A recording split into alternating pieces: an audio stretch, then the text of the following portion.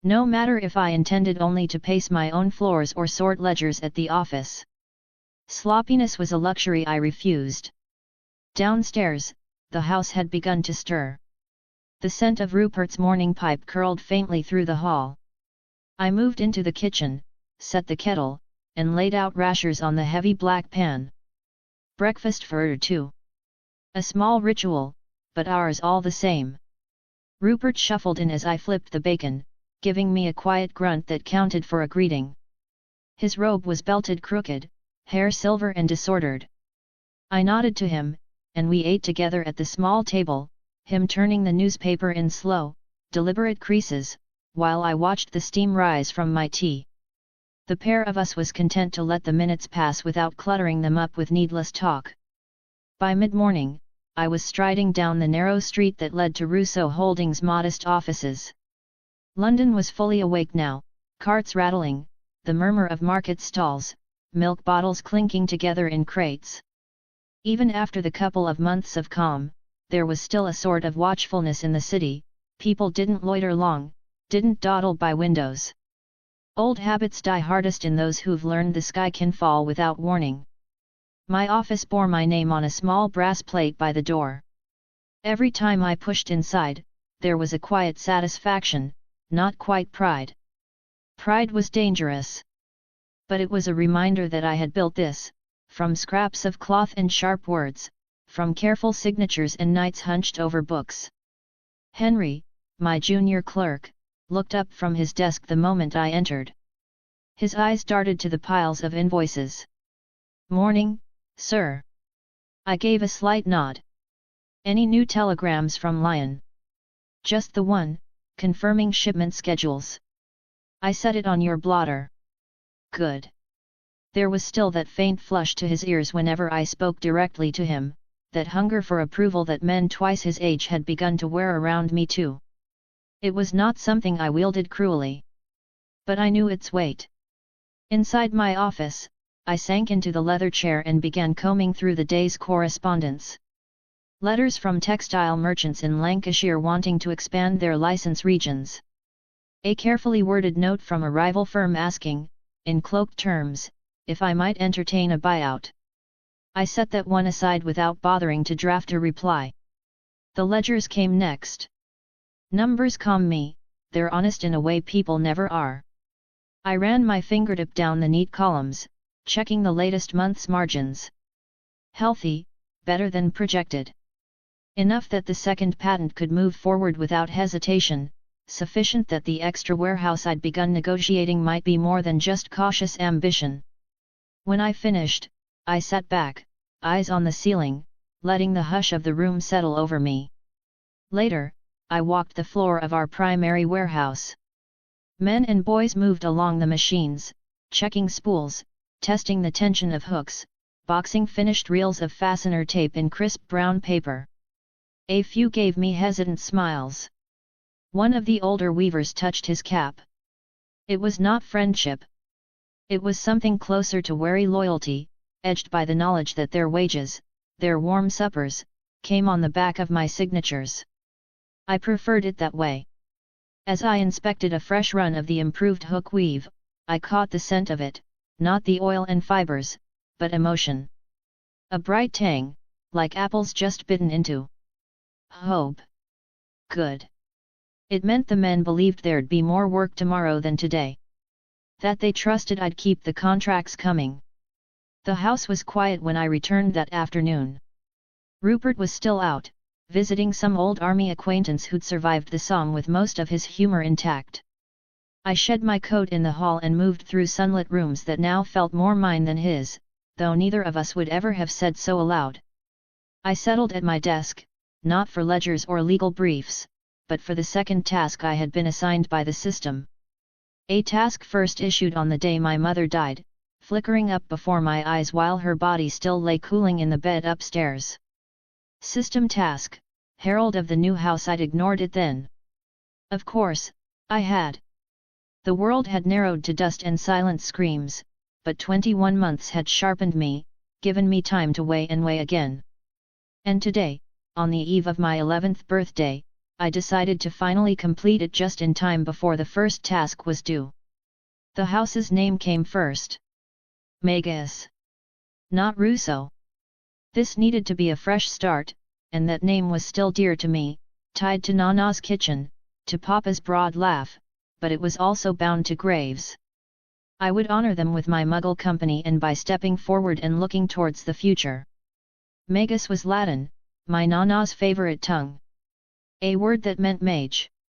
It was a stake driven into the future, no longer just Richard Russo, but Richard Anderson Russo Magus. A family name reborn, sharpened for the world I intended to carve a place in. Then the motto. I'd considered dozens.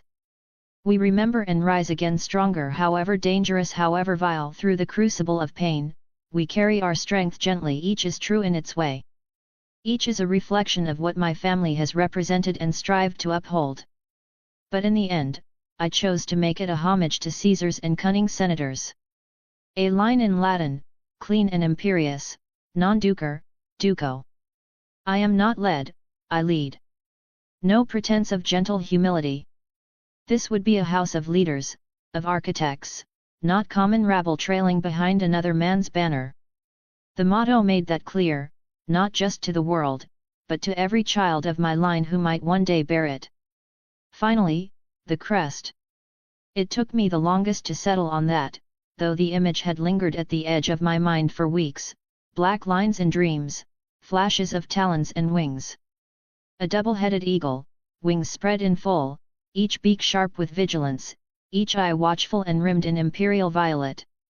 Its claws gleamed a dark gold, clutching nothing yet, ready to grasp whatever future I chose to set before it. All of it was set upon a field of deep purple, a color long claimed by emperors and high priests, by those who ruled not just by blade, but by mind and cunning. A black border edged in pale bone white framed it all, carrying my chosen motto across the top in bold, solemn script, non ducer, duco. It was stark, proud, unmistakable. A crest meant for standards carried high above the heads of crowds, or stamped in wax on letters that would travel to every corner of the world. When I finally laid my pen aside, the system flared with quiet finality. System notification: congratulations, host. You have established your house. Name, Magus. Motto, non ducer, duco. Crest, double-headed black eagle on a field of imperial purple, eyes violet, claws dark gold, framed by a black and pale ivory border inscribed with your chosen words. Rewards unlocked: house structure, house wealth, random family, familiar stat increase, spirit +3. It hit me instantly, a quiet ripple through my bones, as though iron filings had aligned inside my marrow. My thoughts grew clearer, cold edges made neat. Even my breath felt deeper somehow, drawn through lungs less troubled by old grief. Conviction settled in me like fresh blood. I found my hand resting over my heart, half expecting to feel something new physically pulse there. Although my stats had increased by more than 3 before, that was a gradual process, nothing this fast. The increase of 3 stat points hit me hard, the stark contrast was exhilarating. A noticeable surge in confidence settled into me. My eyes made their way towards the system inventory. A small egg had appeared inside. I took it out. Smooth, ivory pale, no larger than my palm. What is it? The system did not respond. So I guess I'll just have to wait for it to hatch. How do I hatch the egg? The host must keep the egg in a warm environment, supplying a drop of blood each day for 1 year. Well, that's something at least. I put the egg in the drawer beside my bed atop a blanket, before pricking my thumb with my knife and pressing it on the egg. 1/365 the system displayed right after I smeared my blood on the egg. I shut the drawer with deliberate care, almost afraid even the weight of a breath might crack what I'd just begun. Then stood there a long while, thumb still wrapped in linen, feeling the echo of my heartbeat where that tiny cut had already sealed. My own house. My own name. It felt startlingly different. Not just a flourish on a contract or a quiet rumor among London merchants. It was something more profound,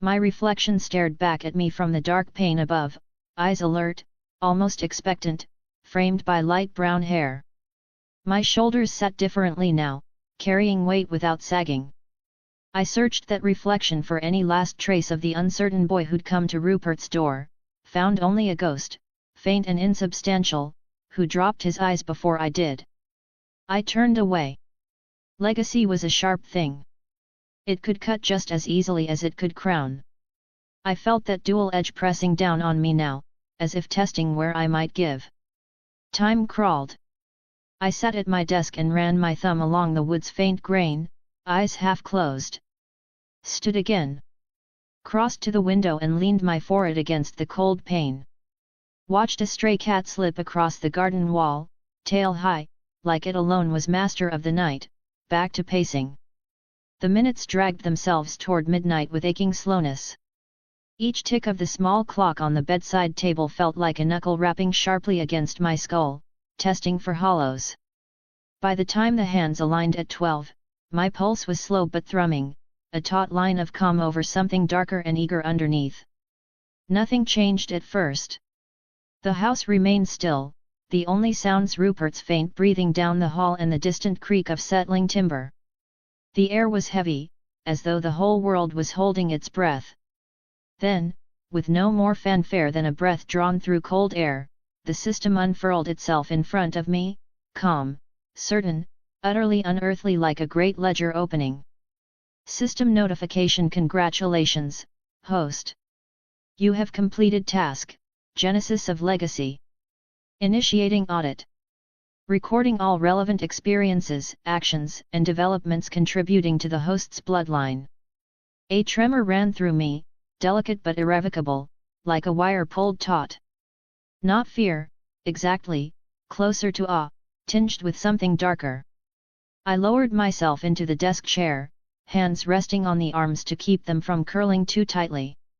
Consolidation complete. Aggregating all behaviors, decisions, affinities, talents, and psychological traits into bloodline. The air seemed to tighten.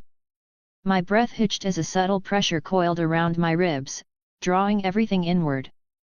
The hush felt physical, crowding close against my skin. Name bloodline, _________.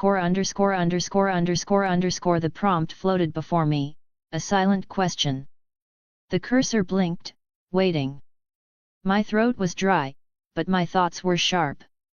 Magus. Name registered. It slipped into place with a finality that was almost tender, like the last signature on an endless sheaf of contracts.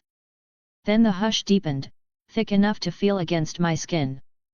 Commencing bloodline forging. Primary traits established. Velvet Imperium family cohesion. Arcana integralis. Rapery tongue. Each word landed inside me like a chisel strike on some hidden tablet. I sucked in a careful breath, feeling my ribs expand under a pressure that wasn't quite my own. System. Define each of these. Velvet Imperium integrates host's dominant psychological traits into bloodline, expressing themselves in descendants of the host in varying degrees. Family cohesion instills an inherent drive across descendants to maintain house unity, loyalty, and long-term preservation of shared interests. Arcana integralis integrates all of the host's affinities and talents into a unified magical inheritance, granting descendants access in varying degrees. Rapery tongue provides innate capability to communicate with and issue commands to accipitridi through a unique inherited language. A faint pulse beat at my temples. Rapery tongue, it explained what might be waiting inside the egg nestled carefully in the drawer by my bed. Then the text shifted again, cold and precise. Performance evaluation. Above baseline host has exceeded standard thresholds in multiple developmental metrics. Additional customization credits awarded. 91 points rewarded. A thin smile tugged at my mouth. Almost absurd how cleanly it all fell into place. How every measured silence, every favor withheld until ripe, every step across old grief had led here. System, I began slowly. If I wanted the ability to create branch lines, to ensure my house could split off into cadet families that still tie back to the main line, each perhaps with one thing they excel at above all, but never forgetting who they serve, what would that be? Trait identified.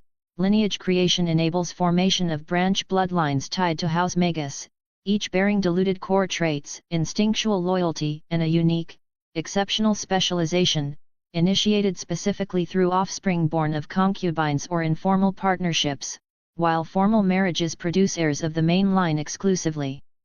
Cost: 40 points. Then, I continued, thoughts steady, if I wanted to make sure that our line, both main and branch, carries our traits strongly, overwhelming any competing inheritance, so that what is Magus stays Magus for far longer than common bloodlines would manage. Trait identified. Gene Supremacy ensures House Magus traits manifest as primary genetic expressions, persisting strongly with minimal dilution over successive generations. Cost: 28 points. If I wished for the bloodline to reclaim its own, that is, for the magical power and experiences of my descendants to be quietly reabsorbed into the line upon their deaths, so nothing of value is truly lost, would such a trait exist? Trait identified. Thanata genes upon the natural or unnatural death of a bloodline descendant, residual magical energies and mnemonic impressions are subtly aggregated into the shared ancestral lattice. Over time, the bloodline grows denser in arcane saturation and instinctual memory. Cost: 380 points. Too expensive. And, if I wished to eliminate the usual dangers of keeping the blood close? So that even if cousins wed, the line wouldn't rot from within or lose magical stability. Trait identified. Sanguis purus mitigates biological and arcane defects from consanguineous unions, preserving health and mana integrity within the bloodline. Cost: 16 points.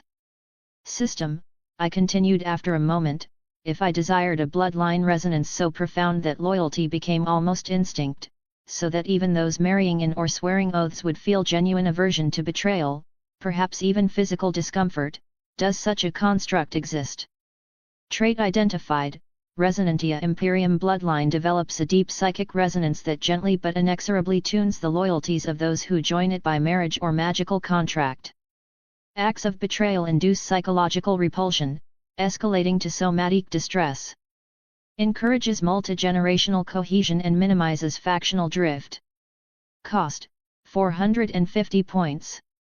Again, too expensive. And lastly, if I wanted our house's mark to be unmistakable at a glance. Black hair, purple eyes. A sign the blood runs true. Trait identified. Obsidian violet establishes dominant inheritance of black hair and vivid purple eyes as a stable phenotypic marker across all descendants. Cost: 7 points. Pick the obsidian violet. Sanguis purus, Gene Supremacy, lineage creation. What's the total? I asked, though I already knew. Cumulative cost: 91 points. My hands tightened once on the chair, then loosened. Perfect. Proceed. Bloodline condensed. Would you like to begin integration? I shut my eyes.